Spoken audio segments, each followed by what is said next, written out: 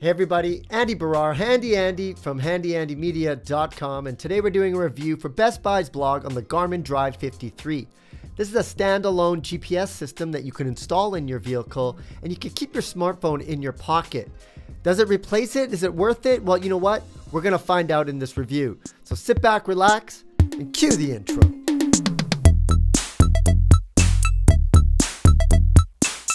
So it's got a welcome screen. Let's take this out. Oh, okay. It's thinner than I thought it would be. Just for context, this product is ready to use. You can register your Garmin update software. That's cool. So let's take that apart. So I'll put that aside. Let's continue the unboxing and see what else it comes with. Of course, it's going to need power. Looks like that. It's a pretty long cable, so that's nice. It's also got, wow, micro USB. This is like the old style USB. Not even micro, like the older kind. I can't even remember what that's called. Here's a suction cup. Goes onto the wall. Looks like there's another piece right here. And this is what's going to be important for me is the instruction manual. See how to get this thing set up. I know it's been such a long time since I used a standalone GPS. Everyone uses their phone these days. We're going to find out if it actually makes sense to have a standalone one so you don't have to use your phone to get around. Because one thing's for sure, everybody uses maps these days. Nobody has navigation skills like we did back in the day. So got the instructions. What I will do is get this up and running, and then we'll take it for a deep dive and see what it's like. And so here it is installed in my vehicle, and what you'll notice is that in terms of the installation, I put it on the windshield, but it sits flat right on the dashboard on the front. And the reason why I did this is that I thought that it would not obstruct the view, but still it would be very easy to look at the map just with the glance of my eye and then back onto the road. And I still had that ability to have some touch controls with my other hand. So here's the main kind of screen over here. You can have your go home and you can have saved. You can view a full-on map like you see right over here.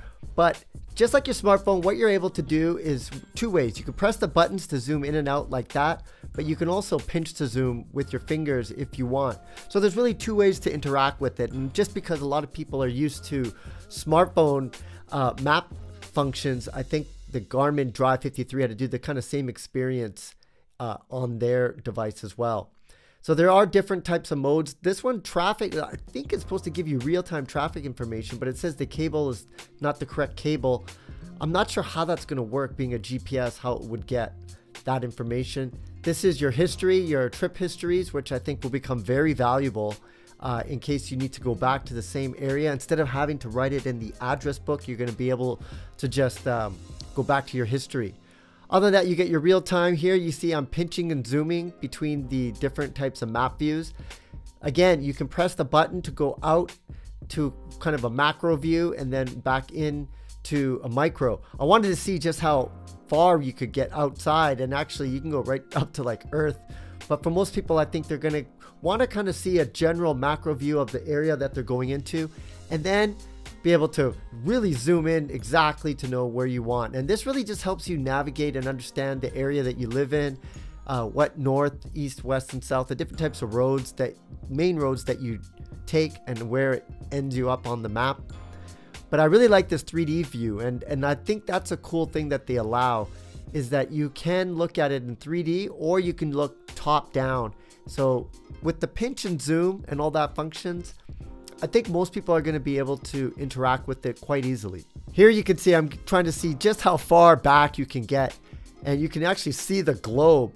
And from my understanding, it has Canada, United States, Mexico, I think Puerto Rico as well, map features.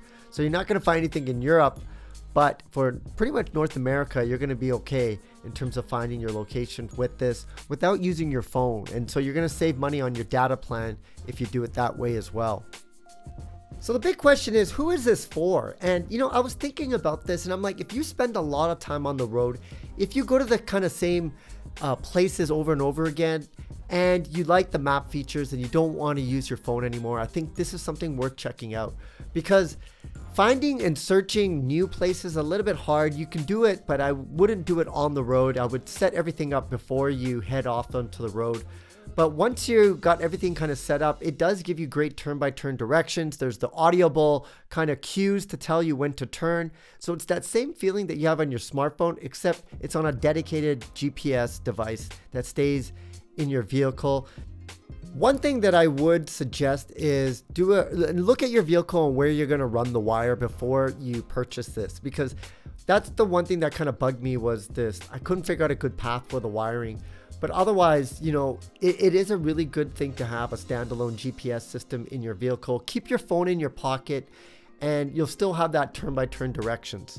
It takes a little bit more effort than with your phone. It's too bad it didn't interact with your phone where you could almost cast a map onto the Garmin Drive 53. I think if they did something like that, that would be a game changer for map features, because then you can keep your phone in your pocket, less distractions, but you can navigate and search everything on your phone. I think that would be the perfect scenario. But in the meantime, if you do spend a lot of time on the road, check this out. It's the Garmin Drive 53 GPS Navigator.